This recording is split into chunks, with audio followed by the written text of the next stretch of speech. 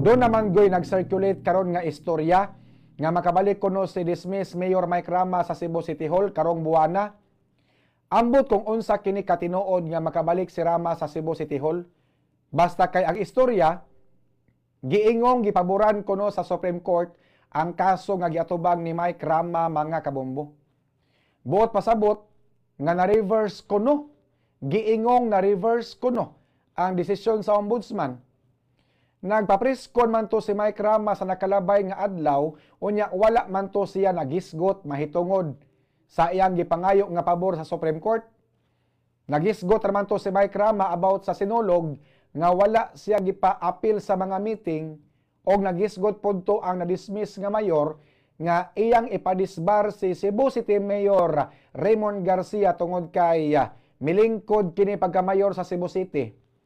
Hinoon si Mike Rama nakakuha siya og TRO gikan sa Supreme Court batok kini sa COMELEC aron makadagan pa siya sa umabot nga eleksyon. Apan sa isgutanan kung makabalik ba siya sa Cebu City Hall, kana maoy atong atangan. Ato ng atangan kung tinuod ba kini nga makabalik.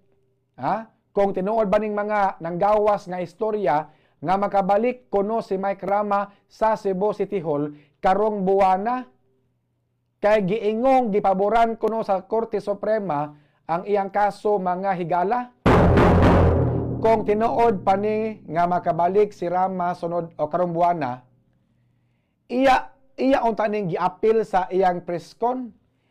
Iya unta ning gisulti sa iyang preskon sa nakalabay nga adlaw nga makabalik siya karong buwana, apan wala man niya gisulti.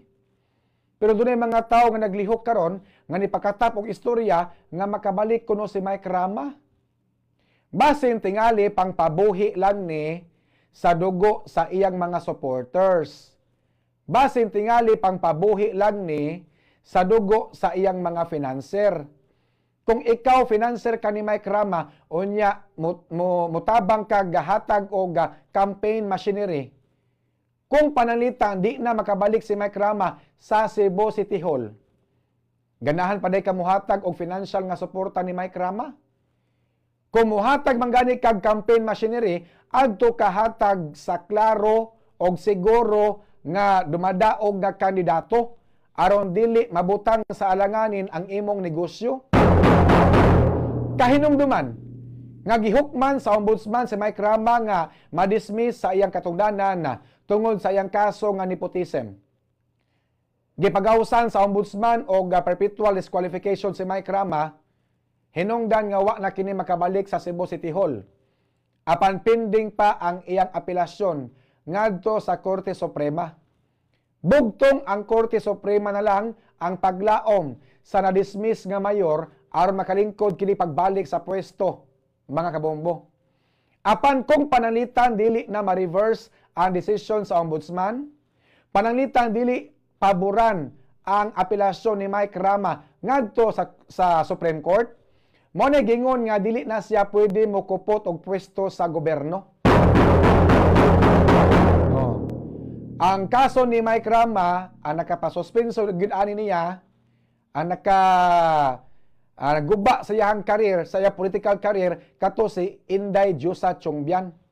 Kay mao toy ni file og nepotism nga kaso batok ni Mike Rama ngadto sa ombudsman. After pila ka tuig digawas ang desisyon, nakita sa ombudsman nga dunay probable cause, mao to nga gipahamtangan si Mike Rama og perpetual disqualification. Sa wala pa migawas ang perpetual disqualification, na suspenso si Mike Rama unom ka buwan tungod sa katong upat ka mga empleyado nga wala masweldoan og dapo ka buwan. Hinungdan nga gipahamtangan si Mike Rama og 6 months nga suspension. Sa diyang gisuspenso si Mike Rama unom ka buwan, gimanduan si Raymond Garcia nga magsilbing acting mayor sa Cebu City Hall. Human sa unom ka buwan nga pagkasuspenso ni Mike Rama, wa gihapon siya makabalik. Kay doon naman siya ilain nga kamanduan gikan sa ombudsman nga gipagawas sa nakalabayng tuig perpetual disqualification batok ni Rama. Hinungdan nga wa gyud makabalik si Mike Rama sa Cebu City Hall, mga kabombo. Og tuod man, ang ombudsman mihatag sa kopya perpetual disqualification dito sa DILG. Ang DILG midala sa kopya ngadto sa Cebu City Hall. O gipa-take out si Mayor Raymond Garcia isip pa full-pledged mayor, mga kabombo. Ni take out si Raymond Garcia kay mao may mando sa DILG. Si Mayor Raymond Garcia abogado ni. Kay baw ni siya sa balaod. Kung wala pa siya mulingkod pagka-mayor sa Cebu City, mafailan siya og kaso, mga kabombo. Mapariha siya ni Glenn Berside. Giakusahan nga wala mulingkod dayon pagka-mayor sa Dakbayan sa Mandawi kay Vice Mayor man si Glenn Berside. Kanya gipagawsan og perpetual disqualification. Si Jonas Cortez sa October 3 man to sa hapon. Pero prior ana pagka-August kapin, dunay gipagawas nga silot gikan sa ombudsman nga 1-year suspension batok ni Jonas Cortez. O nya, sa nadawat na ni Glenn Berside ang kamanduan gikan sa ombudsman, giingong, allegedly, wala kuno mulingkod dayon pagka-mayor si Glenn Berside sa sa Mandawi City Hall. Gitugutan pa kuno ni Glenn Berside nga mamirma si Jonas Cortez og mga dokumento. Mao ni ang gatubang ron nga kaso ni Glenn Berside kay matod pa wala kuno mulingkod dayon pagka-mayor. Kung panalitan wala pod mulingkod dayon pagka-mayor si Raymond Garcia sa Cebu City, posible po ning magatubag og kaso si Raymond Garcia, mga kabombo, kung wala siya mutuman sa mando gikan sa DILG. Tungod kay abogado si Raymond Garcia, gipa-take out siya sa DILG, amo na ni take out po siya full-pledged mayor, mga kabombo. No? Butang usab nga gikasuko ni Mike Rama, hinungdan nga iyang ipadisbar si Raymond Garcia kay milingkod pagka-mayor, mga kabombo, sa Cebu City Hall. Nga nahuman naman kuno iyang 6 months nga suspension. Unya ang iyang kaso sa ombudsman nga nepotism nga gipalutsan siya desisyon nga perpetual disqualification. Matod pa ni Mike Rama abogado man pud ni. Matod pa ni Mike Rama nga dili pa man na final and executory. Pending pa man sa Korte Suprema ang among apelasyon, mao na nga gusto niyang ipadisbar si Raymond Garcia, mga suking tigaminaw. Unya si Raymond Garcia kay abogado man pud ni.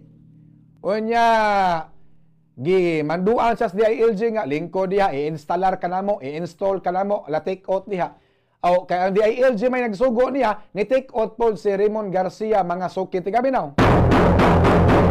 Muna to ang atangan unsay sunod nga mahitabo, abangan ang susunod na kabanata, mga kabombo, no?